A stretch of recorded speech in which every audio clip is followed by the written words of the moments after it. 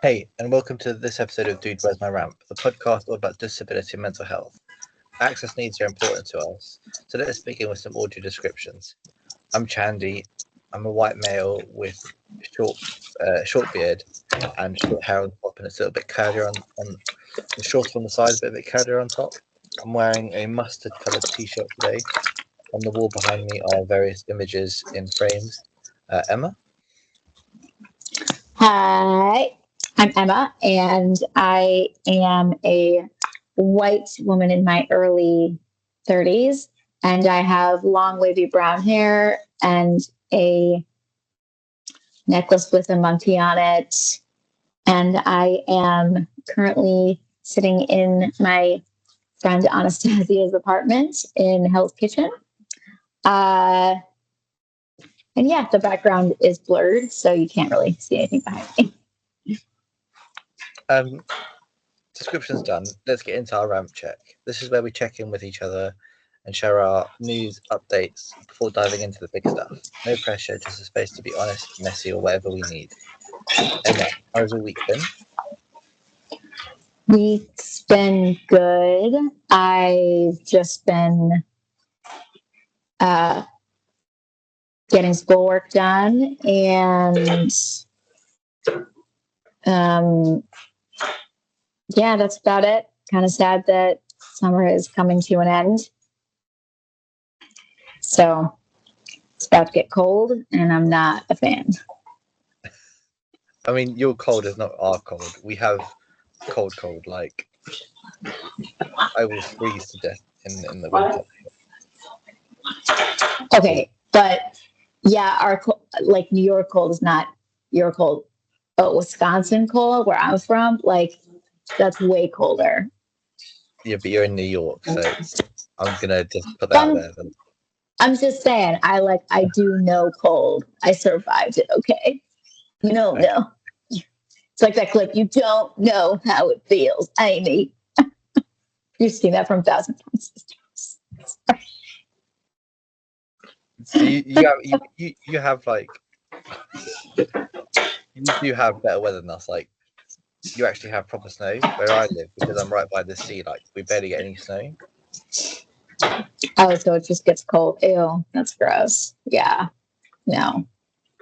And with me and my walking, any amount of ice on the road, I just fall over, and it's just a walking nightmare. You'd think being in a wheelchair that ice would be a problem for me. It is. No, it is. Like, because I'm not careful. I've gotten into some accidents. It hasn't been pretty. I mean, I've fallen on my ass quite a few times on the snow and in the ice because it gets so sludgy and then. It's the worst. But I guess the perks of living by the sea, the air is always warmer, so it doesn't settle as nice and as much. So yeah, you get miserable when the rest of the country is snowed in and we have no snow. And how's America at the moment? Obviously, with the news this week. Oh my God, did you watch? Do you know? It's like it's not funny. It's like I'm laughing because it's like what a fucking shit show. I mean, goddamn. What like America? But I saw they caught the shooter though because of his dad. I don't even know. I just saw the news yesterday. I don't know. The shooter was not part of my concern. I was just like, are we done with guns now? I mean, I don't like Charlie Kirk, like his opinions, beliefs, like he can. Ooh, I was about to go, he can choke, but like he's dead. So that's not a really appropriate. Sorry. But I mean, like, not a great guy, but I don't believe in like we gotta stop letting Americans have guns. Just like, what is it going to take? It's not good. I saw a video of someone talking about America compared to the UK, and they were like, "Our weapon of choice," and it shows a picture of Nigel Farage had a milkshake thrown over him, And that's happened on a number of occasions where politicians have had milkshakes thrown over them, not shot with a gun. And it's like, so bad. but it's bad though if all these school shootings do nothing, and then one right-wing MAGA supporter gets shot, and they actually make change. It's not. It's just America's just gonna. It's not good. Like it's like we're a newer country considering, you know, compared to like the rest of the world. It's like we couldn't even make it. It's like we're not even 300 years old, you guys. Really? Okay, we're already here. Okay, great. But the uproar has been amazing to see, like, people saying you're actually going to do some change now, like, because you want empathy and stuff. And I've seen loads of people saying, for someone who doesn't believe in empathy, a lot of his supporters now want empathy for him. I have empathy for his children, you know, and like even she's great, you know, she cray, but his wife, like they were in the audience, like they saw it, like, you know. And again, I don't believe in capital punishment. I don't believe in taking somebody else's life unless it's like, you know, necessary. And that was not necessary. I mean, like self-defense or like, you know, stuff like that. But you know, so I don't believe in that. But like, how ironic. Bad though.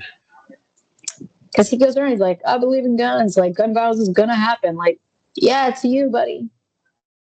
And he was he's younger than me, which I didn't know. I thought he was like 38. No, he's like, he was 31. He was born in October of 93. I was like, oh, shit. Me and my mum were talking about it when he died, and we were like, can't believe he's my age, pretty much. I did not think he was my age. He looked tired. He looked like, you know, like he looked like he wake up and his back hurts, kind of old. Well, mine does too. I think. Anyways, we should. Yeah, let's get into. So, since after the last episode, I think we agreed to do like a film review for this episode. So I have watched Out of My Mind and CODA based on your recommendations. So I don't know, based on what you've seen of the film and stuff and your thoughts, which of the two did you prefer, Out of My Mind or CODA? Out of My Mind, for sure. And go for it. I was just gonna say, when I watched it, I did feel like it was a very good retelling of a disabled person's narrative, but I still felt like it was very inspiration led, like that narrative that disabled people have something to overcome. Whereas I think with CODA, I think that tells a different story. It's like it's not focused on the disability as such. If that makes sense. More is weaved into the story. Yeah, well, I think although I agree with the story was more in out of my mind, was definitely like that inspiration, overcoming stereotypical sort of, you know. But here's my thing: first, it's Disney, like, you know. Second of all, I think what I liked about Out of My Mind was that, like, I didn't think this.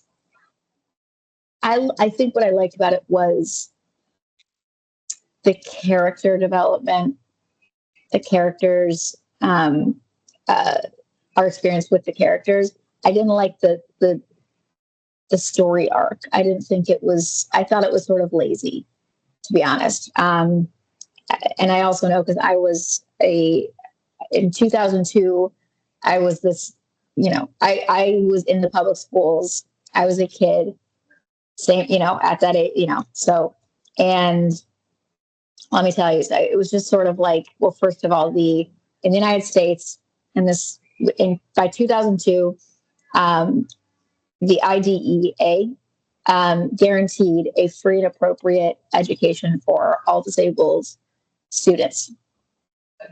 I saw Melody in the beginning. She's being sort of like placed in this special education room. She's like listening to a book on tape. Oh, and I forgot. So it's free, appropriate public education and in the least restrictive environment. So Melody in the beginning, she's sort of like in the corner in this classroom, you know, listening to a Judy Blume book. And that's, uh, it, so it's already, and she's capable of a grade level curriculum. That's an example of a denial of the free and appropriate public education. So there was already laws that were being broken. And I mean, she definitely was an IEP student or a 504, and I think now disabled students do fall through the cracks in the public education system. But Melody came from a white upper middle class family with two parents who clearly, you know, were strong advocates for her. So I just found it really that didn't really fit at all with what would happen. And the school system appeared to be, again, like upper middle class sort of neighborhood, all of that privilege. So I found that not really consistent with reality. And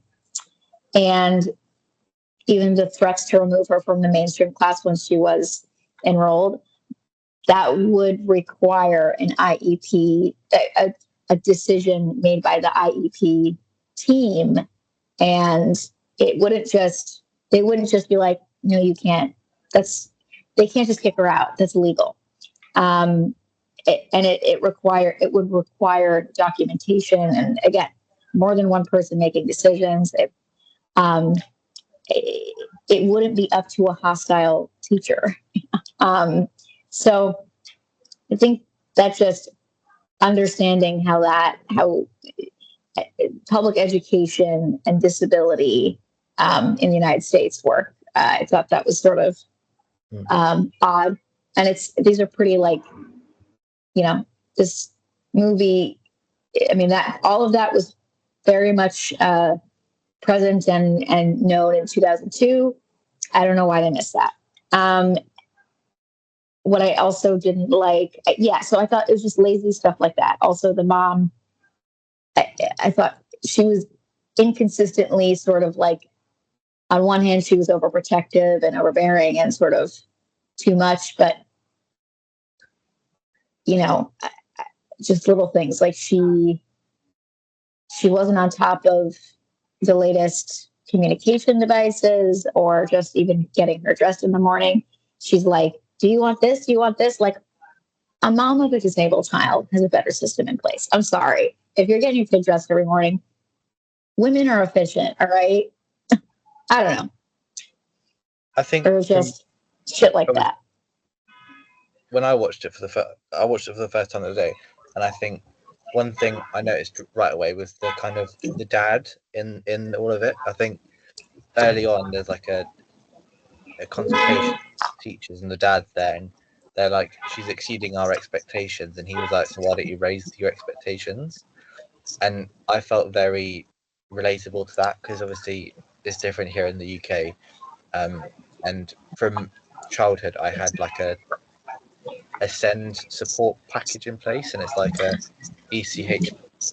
Education Healthcare Plan now, and it was different name when I was a child, but it basically put in place all the support that you're entitled to, and like things like travel to and from your chosen school, and I had to go to different schools to see which one would be the best fit for me, whether it would be like a special educational needs setting or a mainstream school. And I ended up going to a mainstream school with the support in place, but it was often like, even though I had a voice, it still felt like a lot of the views were determined by the people running the school and the system as to what my achievements would be, because of my disability. And I think it's different when you're like watching the film as a disabled person, because you're like, you see the little bits that, like, of hope that are there, and like when she was given a new device to communicate and stuff. And I think the way they allowed her to speak was really cool. I think obviously there is limitations of what you can convey in a film, especially one that's been produced by Disney, as you say. Yeah. Oh, and by the way, she would not have like purposefully wrecked it. Individuals who are used to using expensive equipment and technology don't mess around with it, no matter what. You don't just like that wouldn't happen. Like I would not believe it. And I was like, she would never. What a bitch! You don't do that. That was expensive shit, jerk. There was a quote in the film that really stood that I had to make a note of it because I was like, I love this quote. Hang on, let me see if I can pull it up. I think it was Mrs. V that said, you're gonna have people taking care of you for the rest of your life. At some point, you better learn that just because someone has to help you wipe your ass doesn't mean you have to keep theirs. And Yep. that was like really impactful, I think. And I know it's meant to be like a family film and stuff, but I think for me that was the biggest like call out of the nature of like sometimes people are going to be protective, but you need to have your own stuff in place. I think another part that I really liked that showed like how to treat disabled people is there's a scene where the dad is trying to wake up Melody in the morning and she doesn't want to get up, and just like an 12-year-old like doesn't want to get up in the morning. Now Melody is a wheelchair user and needs to be help transferring from bed to wheelchair. Now her dad could have easily just been like, you're getting up, picked her up, put her in her chair.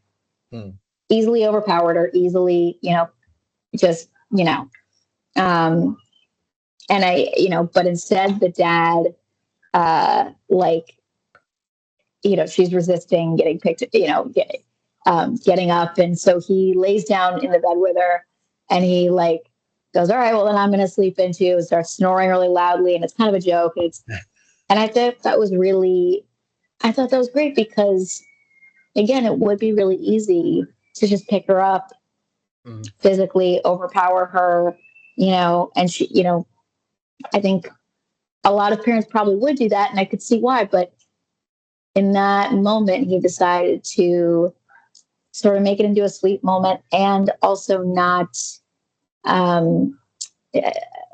still respect her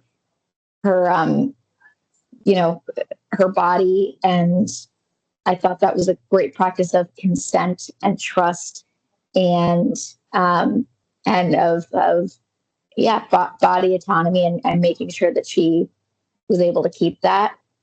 The other thing I really liked about the film, so it takes place there's an individual that narrates Melody's thoughts and her inner monologue, and it's Jennifer Aniston is the narrator. And I thought that was really, one, it made sense for the time, 2002, Friends was still on air. Jennifer Aniston was like the, fan favorite. And I mean, I was obsessed with Jennifer Aniston at that time. I know. Every haircut I had, I was like, I want hair like Rachel.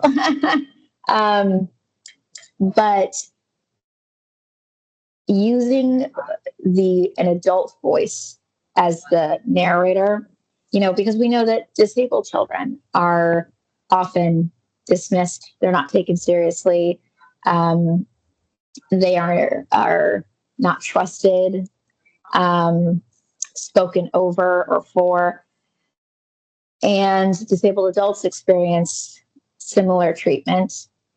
Disabled adults are infantilized, again, not seen as experts, not trusted, dismissed, spoken around or for.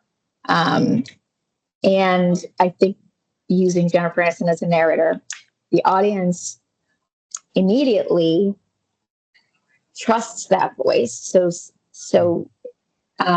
Trust that voice, validates Nellie's experience, doesn't dismiss what's being said. I think that would have been different if they had used a child's voice. I think the audience, not all audience members, but a lot of the audience would have, because this is what we're taught in society, is to not take children seriously, or to not, and to not, especially disabled children. I don't think that the filmmakers did it on purpose, but I thought that was an added bonus, because, and it worked for the setting of when the film was set. But I think using an adult voice, in like sort of in a backdoor way, was helped the audience believe and trust and validate and listen to Melody and see her as an expert and authority figure of her own experience and desires and wants and needs and capabilities. And I liked that about the film. And I think that throughout there was that sense of so at the start you see her talking about the school environment that she's in with the other students who've got disabilities and stuff, and then you see her transition and you see the challenge of her fitting into the classroom with her communication and people not understanding what it was, or when she was pointing at the communication board trying to say stuff, there wasn't anyone to read aloud for her necessarily and stuff. And so there was that challenge. And then when she did get the new device that's electronic and stuff, it then interrupted the teacher, and then he challenged her on saying, you need to only answer when I ask you the question directly. And it's that lack of understanding of how these tools work, and the whole time she's trying to make friends with people, and she does make friends at one point, but then there's that flip of it when the teacher does that, I'm going to call it a dickhead move, because he like says that she didn't score high enough, but she got the highest mark in the class to get into like the quiz team, just because he didn't want to adapt for her. And you see that conflict and the relationship between Melody and the teacher, and also the students in the classroom who then feel pressured out of the system because they feel that she's given priority because she's disabled. That's the idea that it gives to me.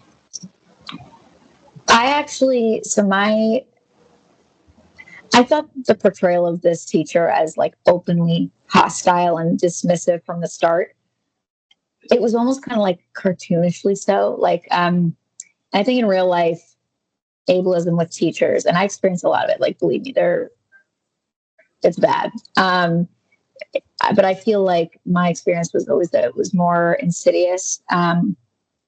Microaggressions, lowered expectations, subtle exclusions. I feel like,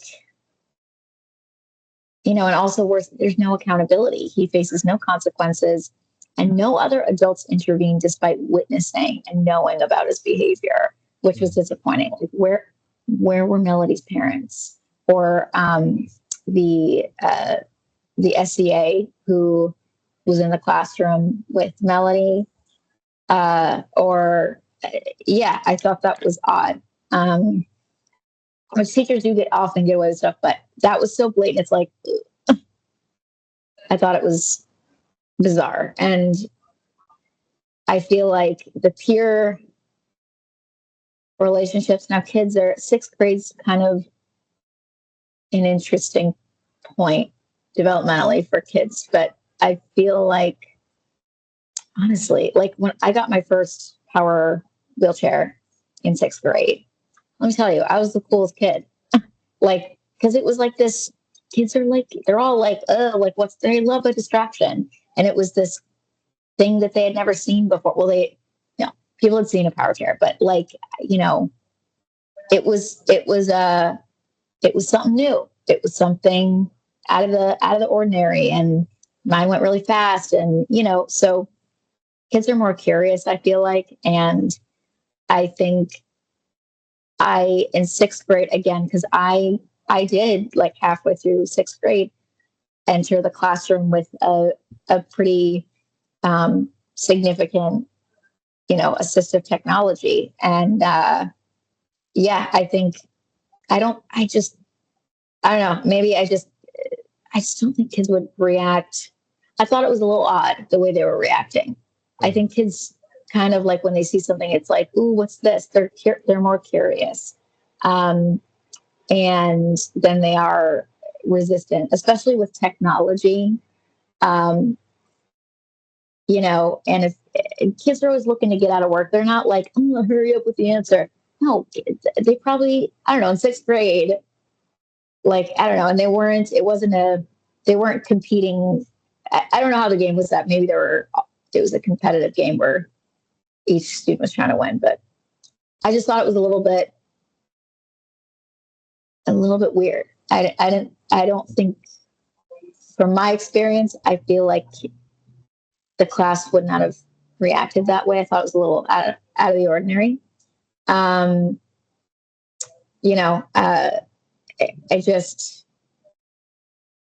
I think it just kind of reflects a sanitized view of ableism because, the teacher's hostility was extreme, but the other forms of everyday ableism are absent. And I think by oversimplifying, the film misses how relentless and exhausting and normalized systemic ableism really is inside schools. And I think one thing that both films, so both Out of My Mind, sorry, and CODA, which stands for Child of Deaf Adults, the representation of disabled actors is high on the agenda. Obviously, Melody is a disabled young person. I know her needs are slightly different in the film to what she has in real life, but it's still a disabled actor playing a disabled part. And for anyone who's not seen CODA, it centers around Ruby, who helps her parents and brother with their fishing business, but they are all deaf in the family apart from Ruby. And it talks about like that dynamic of the family and stuff, and the challenges that she's a singer and wants to go to Juilliard or whatever. Yeah. So. And she's like trying to do her musical career as well, but I think that film, I think that had a different narrative to what Out of My Mind did, because it wasn't that inspiration porn kind of overcoming adversity sort of thing. I know there's an element of a struggling business and stuff, but the main narrative is around Ruby as the child, and I think the disability is weaved in a bit more than just there's a disabled person, they are the center of attention. And there are moments like with the family having to have a hearing individual on the boat with them at all times and stuff to make it work and stuff. The conflict that they face as disabled people when getting taken for granted, like when they arrive with their fish to sell them to market and they're given a bad rate or stuff because people can't communicate with them and stuff.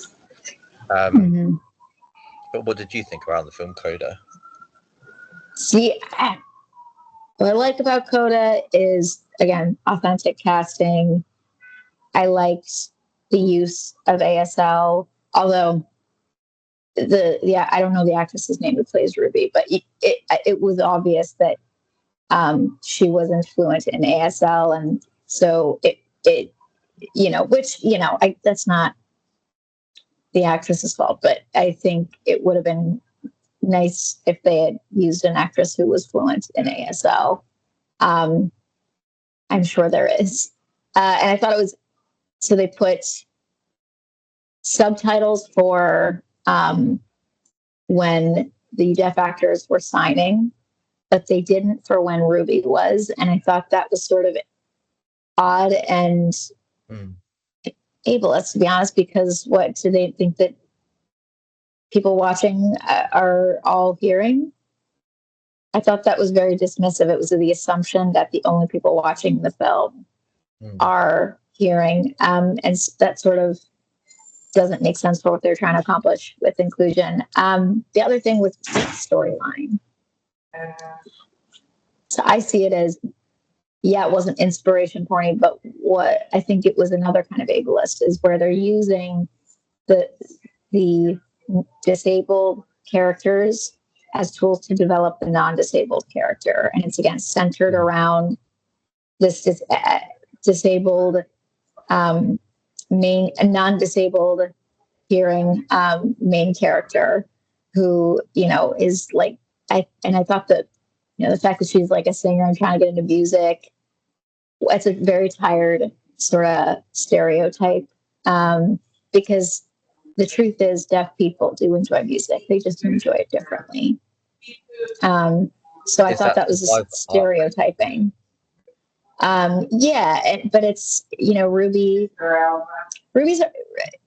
Ruby's arc is boring and predictable, and the deaf family members are mainly to support her growth. I think richer stories were being ignored, like deaf parenting, Leo's coming of age, or deaf workers in fishing. And I think that the film exaggerates Ruby's role as interpreter, making her family members seem dependent and helpless. Because in reality, deaf adults, her parents, her older brother, they navigated the world without her before she was born or before she started communicating. I thought it was overblown for drama, and it reinforces stereotypes of dependence. I thought, like Ruby interpreting in her dad's private medical issue, like it was funny, I guess, but it's like I see that dad as like really crossing the boundary, like in that kind of a situation. I'm sorry, you write it down before you go to the doctor's office and you bring a pad of paper. You don't like expose your kid to like problems with your package. Like, but for anyone who's not seen the film, early on in the thing, the mother and father have some issues with their downstairs regions, and Ruby has to go and interpret for the doctor to understand what's being said. But yeah, I agree with you. Like, that's not appropriate. Whether your daughter's 18, 16, 17 or not. It was really violating. I felt like that was really inappropriate to a concerning degree. And then I think, like the voice teacher, I thought he was, hey, voice teachers, I trained in opera. Like, they are harsh and they can be rigid, and like, especially at that level where you're trying to train and audition for a conservatory like Juilliard. But the conflict feels forced, like, a scheduling issue blew up into a melodrama. Like, I don't know. I just kind of was like, chill out, man. I mean, there were some good parts and some, like, I don't know if you remember the bit with the singing teacher trying to communicate with the parent and like signed nice F you, and he meant to say nice to you, and like those subtleties where someone trying to show that they are willing to learn and to communicate with disabled people, but messes up, and he's corrected on it, but in a kind of light-hearted way. Because I think the thing about disability, people don't know how to approach it, and I think that messing up highlights that it's okay to mess up. You just need to be able to adjust and learn. But like, why he shows a willingness to adjust and learn in that setting, but not with Ruby's schedule, and not wanting to accommodate, because that's much more important. I thought that was just weird. And I think Ruby, her resentment. Now, CODA struggles are real, but her frustration is sort of framed as, my family is a burden. And, teenagers, I think teenagers often struggle with, like, oh, I don't like my family. Like, that's developmentally, those feelings come up. But I feel like this reinforces a stereotype.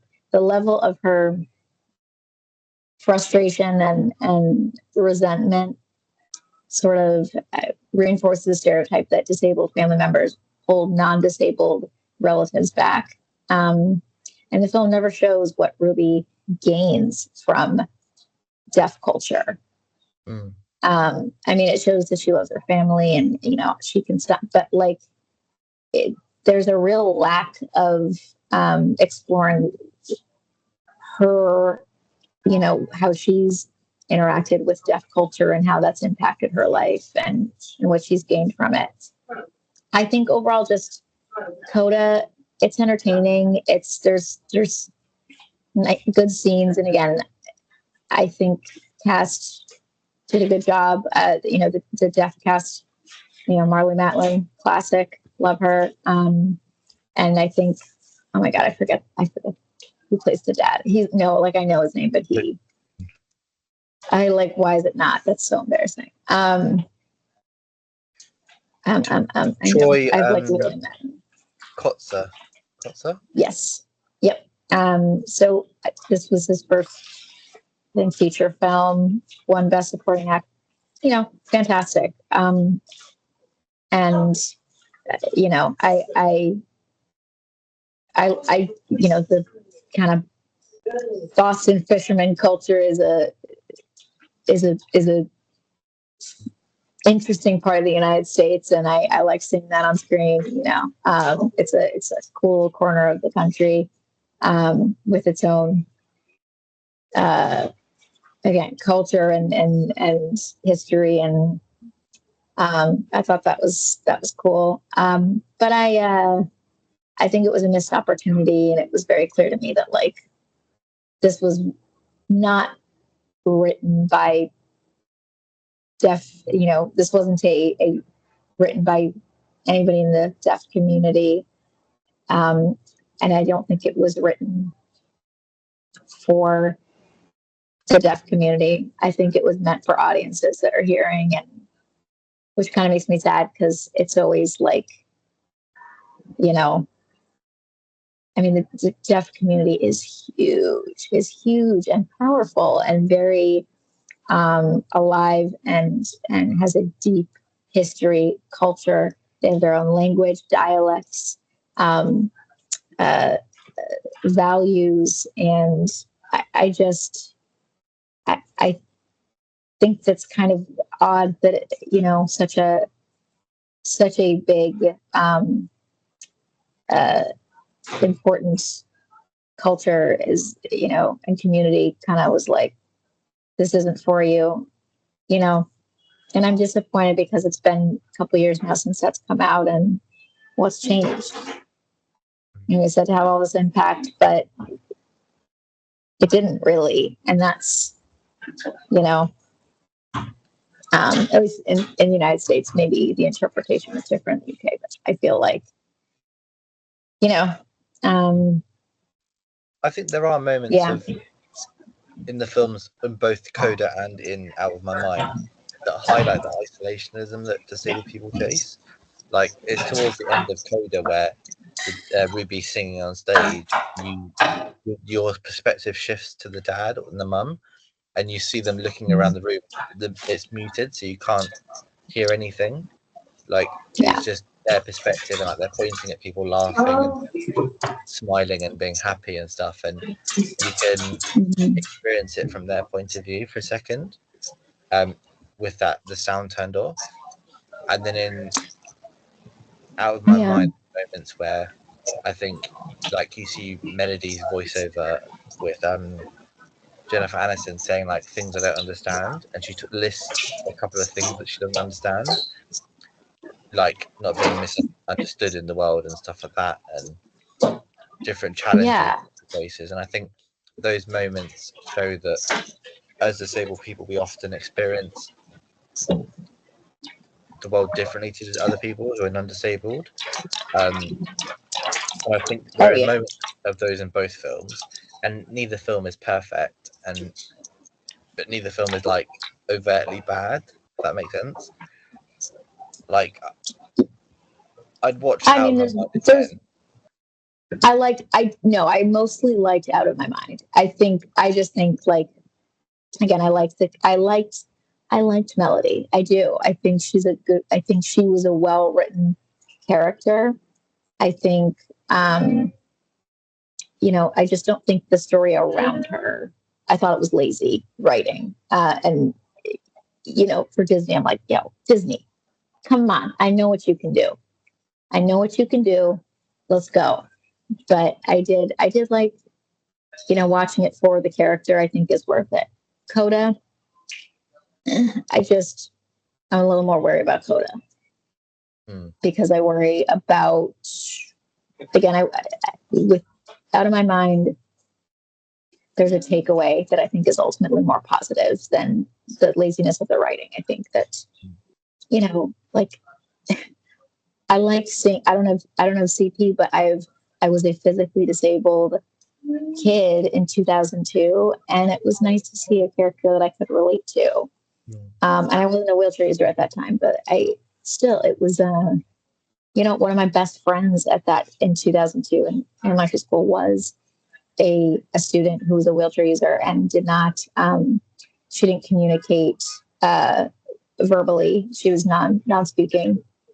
And she also didn't have a Dynavox. So it was, I mean, she's really one of my first teachers in Katie Sinclair was her name. She was where I learned a lot of how to adapt to different communication. And I like seeing somebody like Katie, like represented this friend that I love so much. And yeah, that was cool. And, you know, so I think that's a good takeaway. And again, non-disabled audiences can take away like understanding of, you know, a 12-year-old disabled girl, like, you know, and how she thinks and feels, and she's taken seriously. I think CODA, I don't think there's that other, like, I think audiences kind of go like, oh, this is like great, and not really able to sort of, it's a little more dangerous. I think there's a little, but you know, again, I do trust Marlee Matlin. I feel like if it were really so horrible, I feel like she wouldn't have done it. Maybe she would have. I don't know. Who knows Hollywood? But, you know, you got to put food on the table. You know what I mean? But, like, I don't know. I feel CODA was mostly problematic with good casting and, you know, entertaining moments. But overall, I worry about what the audience takes away from it and how that impacts the way that they interact with disabled people, particularly the deaf community. I think to summarize both films and to what we're saying from this review is that representation of disabled people in film and media and television is really important. And it's not about getting it perfect. It's just about trying to represent disabled people. And these films, in their own way, do that. Some better than others. I think that moving forward, we just need to ensure that disabled actors are given the same opportunities as non-disabled people. And when there is a storyline around disability, it needs to have disabled people consulted on it to make sure that it is appropriate and leverages. And more disabled writers, please. Write the movies. Let's start writing the movies. And on that note, that's a wrap of this episode of Dude, Where's My Ramp? Thanks so much for spending this time with us. If anything we've discussed today has triggered any difficult memories, emotions, or mental health struggles, please know you're not alone. We've included a list of resources and show notes with trusted organisations in both the UK and US who are there to help you, to listen, help, and guide you. You can find us on social media. Feel free to send us a DM. If you want to get in touch, we'd love to hear from you. If you enjoyed this episode, please don't forget to leave a review, and don't forget to share this episode with a friend. The more we spread the word, the louder our collective voice becomes. Tune in every week for a new episode, more laughs, and probably more rants about ramps and struggles of mental health and disability. Until next time, take care of yourself, your ramps, and each other, and remember, we're all in this together. What team? Wildcats! Get your head in the game. Oh dear.